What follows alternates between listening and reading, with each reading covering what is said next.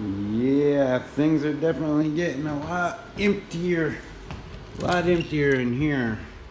But what I want to show you is out there. So it's time to feed the pigeons and check out the little babies. So the babies now are over a week old. What's interesting is Piper was born on a Sunday, and Oya and Bomba, their eggs hatched on a Sunday, and then Shango and Oshun, well, Oshun, not Shango, laid eggs Sunday, the same day that the chicks were born a week ago. So we're getting to the point now where Shango and Oshun's next set should be hatching here very shortly.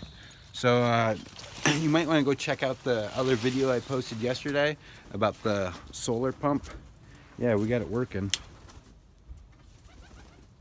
Oh, we gotta turn the switch on.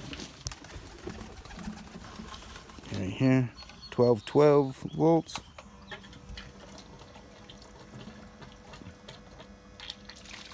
Boom, there we go.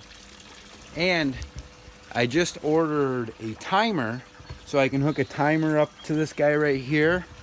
And what that's gonna do is really help things out, because it'll shut the pump off. I thought that by hooking it to the light switch on the controller, that would stop the pump before the battery got too low.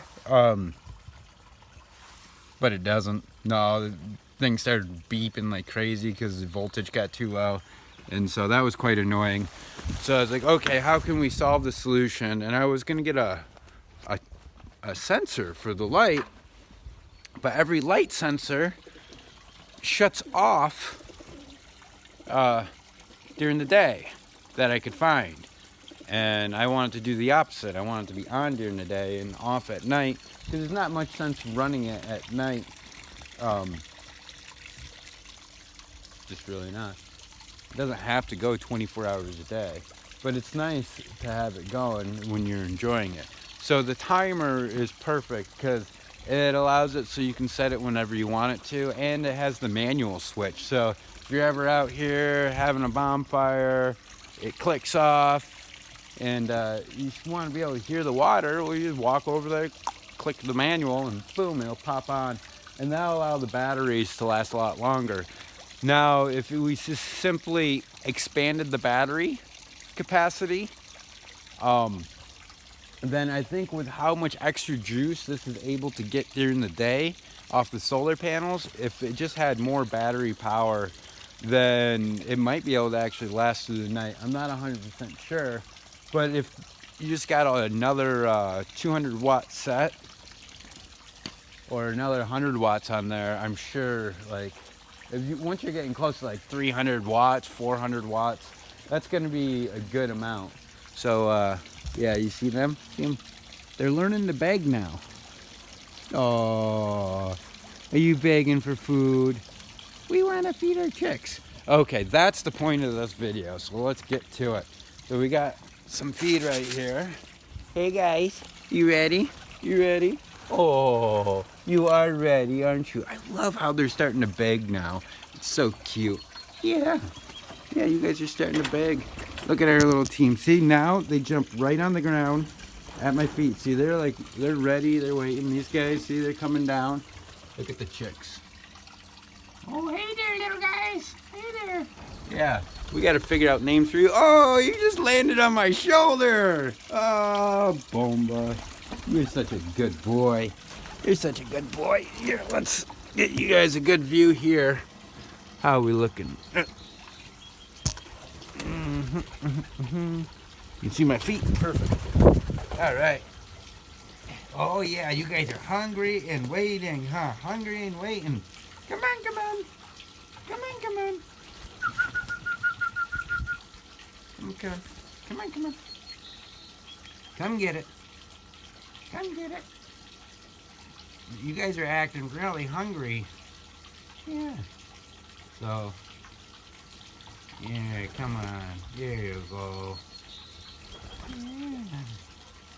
They're getting to the point now where they just love eating out of our hands, because there's actually still feed on the ground. They haven't been finishing it all up completely, so, which is good, because I don't want them to be at the point where they're super hungry. But now they just come and they kind of like, if you look at them, they're going crazy over the sunflower seeds. They're eating the things that they really like and think are treats. And that's what the hand feeding has become. Is now it's no longer they're eating out of my hands because they're hungry. They're eating out of my hands because now they get to get all the prime snacks, all the delicious things that they like. Yeah. Because the first thing they do is eat up all those sunflower seeds and their favorite things, and then they leave like the popcorn and the peas. They save those for last. And so when I come and sit down, it just gives, they're super happy to have some sunflowers. Because those never last, do they? Yeah, they never last. Yeah, you guys are doing so good. So good with the hand feeding. Yeah, Oya and Boomba are definitely a lot more into the hand feeding than the other three there, Piper, Oshun, and Shango. So Piper's interesting. So when he was younger, he was much more like tame, a lot easier to handle and come up to you. And then as he's gotten older, he's just kind of distanced himself a little bit more. But right now he's going through that teenage ugly stage. He's molting. He's about ready to become a man. Yes, you are. And look at the shine on his neck. He's getting those good man feathers coming in. Yeah, puffing up. He's learning. One thing neat about pigeons is you don't even have to sex them to really know what sex they are. They really start showing those characteristics and behaviors early on.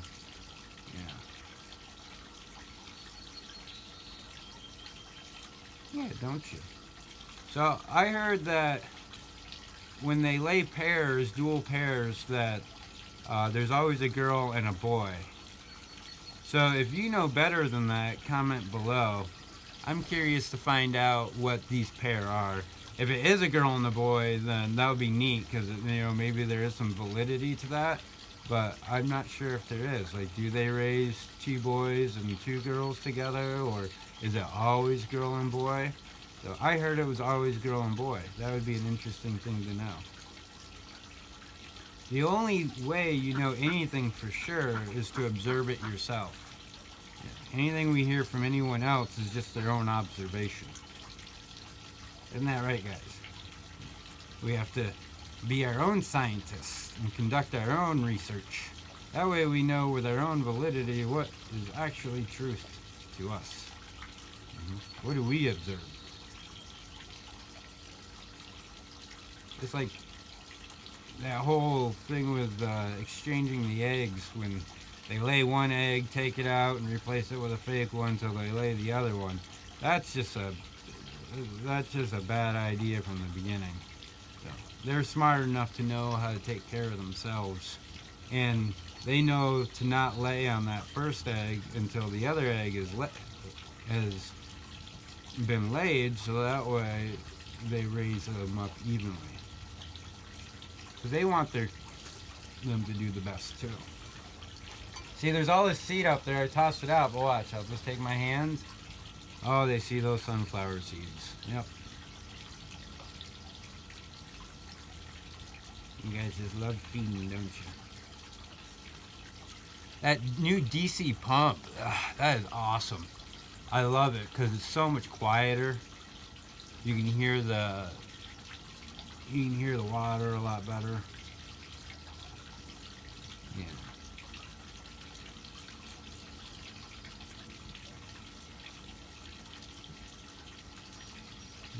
You guys are doing so good. Yeah, doing so good. You can become YouTube famous. Yeah, you guys are going to travel all the way from here to Washington to the Upper Peninsula of Michigan. Yeah. There's not a whole lot of pigeon breeders in those areas, so we'll be a little bit unique in that facet. I think we'll do good where we can offer farm to table dove dinners, or pigeon, whatever you want to call. Yeah, because they're all pretty. So we'll have a good breeding stock, and then once their numbers become large enough, there's really, it gets to the point where you have to harvest some. You either have to start collecting their eggs, or you got to use them as a meat source, one of the two. Yeah. So what I like to do is just keep like the breeding stock, and those are, you know, you let get older, but you still cycle them through. I really feel like it's best to eat, to consume your livestock. So, you know, that includes your pigeons. When these guys get old enough, you know, when they get to that point where they can live longer than what's comfortably necessary in captivity. So, you know, they can live till they get quite arthritic and, you know, just older than what they naturally would in the wild. And because, you know, us humans are so good at, you know, extending the life of other creatures as well as ourselves by offering them shelter and, you know, beneficial life, then it's important that we, you know, are humane enough to not allow that extension to carry on to the point of torture. Because when the body becomes really sore and achy and age is really set in, I think at that point, you know, it's best to just move on to the next life, to the next body, to the next adventure. And so, yeah. Because we'll all turn into soil. Because we're all just a bunch of turds. That's right. We're all turds. Ain't that right, Bomba? That's right. We're all turds.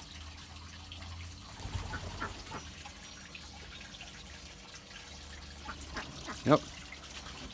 We eat things, it turns into turds. Those turds go into the ground and they grow things. When we die, we get eaten.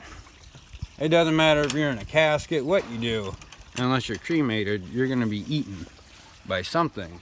And then, even if you are cremated, you have ash. That ash is nutrients. It's still going back into the dirt. So you come from dirt, you make dirt, you go back to dirt. Your life is nothing but recycling shit into soil. And that's what we are, is electrified shit churners. Turd churners. That's right. That right, ladies. You eat the grass, you shit in the grass grows. From your shit, you eat the grass. Complete cycle. Complete cycle. What else does their shit do? It's food for worms. What do they eat? Worms. They literally use their shit to grow their own food. They're gardeners. They're not gardeners, they're livestock herders. Farmers. Yeah. Vermiculturalists. Yeah, some of the best vermiculturalists I've ever met. Right there. That's right. They make worms. So, one thing I want to talk about when it comes to the ducks, and I know this is a pigeon video, but ducks are amazing because they are the foundation of all of this. The pigeons are nice. The pigeons are a great emergency. You need to raise food. They're really great for sending messages if you get them to the point where you can train them for that. And their fertilizer is extremely nice and powerful. But the thing is the ducks are the grazers. The reason why this grass looks so nice is actually because of ducks. They're constantly mowing the grass down, fertilizing the grass, and that brings worms into the grass. And another thing is the bedding. So the duck bedding goes from the duck coop into the front aviary where the pigeons are at. Then from there it comes out here and goes into the landscaping. Well, we let the ducks go out and graze this area at different times of year. Not when the blueberries are blooming, and not when there's blueberries and strawberries, because they'll eat them. But you let the slugs and worms build up in enough numbers, and they won't even actually touch the fruit if you let them graze for a short amount of time. So sometimes, even when there's good stuff we don't want them to have in there, we still let them graze for a few hours or so, you know, maybe half a day, because at that point there's so much worms and things in there for them to eat, they don't pay attention to the fruit. But the thing is all that wood chip, that's all just beautiful housing for worms. This is just a gigantic vermiculture bin that they get to get into. Same thing with the garden rows. They've kind of widened those a little bit. Got to do a little raking to make them prettier, but look at these rows. So all those are channels for worms. The worms love all that organic matter because it stays wetter longer, and they can come in there and they can eat and gorge. And so every year these get churned into here, adding more organic matter. Like this soil is just all wood chip and worm casting and gravel. Is literally what it consists of. And that's creating a full ecosystem for them. They're raising the worms, and then they're eating the worms. Their bedding is going to raise more worms. And not only does it raise worms, but it also raises mushrooms. All this wood here is inoculated as well with mycorrhizal fungus as well as decomposing funguses. And these guys go through and add nutrients to the garden and to the plants through symbiosis. And they actually allow the plants to communicate with each other too. The higher the fungus content in the ground, the better that the plants grow. And that's why the plants can grow right in this kind of wood chip. It's not even broken down. It's not broken down at all at this point, but you can get plants to grow in here nicely because of all the fertilizer in there. It's not a depleter at this point. It's not like when you buy it where it'll pull the nitrogen out. In fact, it has so much nitrogen in it that it's adding nitrogen. Look at those. See the raspberries coming in? Yeah. Oh yeah, look. No seats in the RV. No seats. Completely gone. Just gotta rip the carpet out, throw that shit in the trash. Yeah, and then we're just gonna throw the windows on the back, move it, clean up the rest of the space. That's today's thing. And we're taking some pictures in the sunshine. Oh my God, we might be able to get a good shot of Mount Rainier.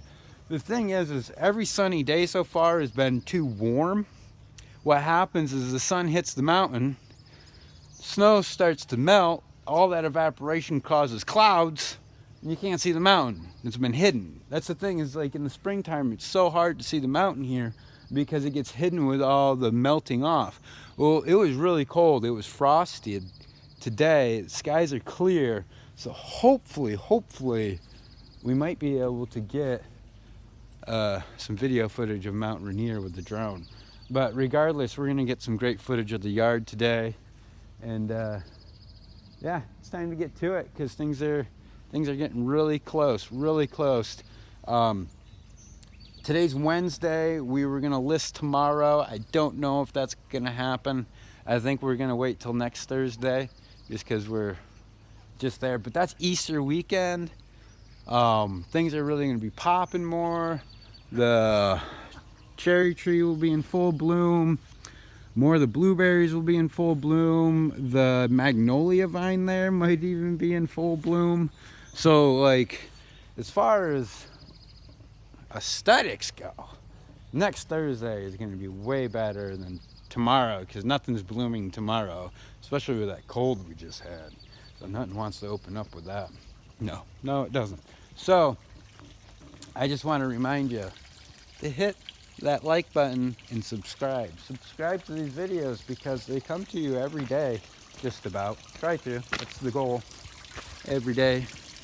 Look at that. Look how clear that water is getting. It's nice. It's nice. Things are getting cleaned up. Things are getting just really perfect. Working like a fine-tuned machine, so the owners of this place don't have to do so much. It'll just be enjoyment. Just pure enjoyment. And it's still such a blank palette. There's so much that can be added. So much here. So much to enjoy. Alrighty, I'll see you guys in the next video. And of course, hit that subscribe with the bell notification so you'll see the next video. Peace out till next time.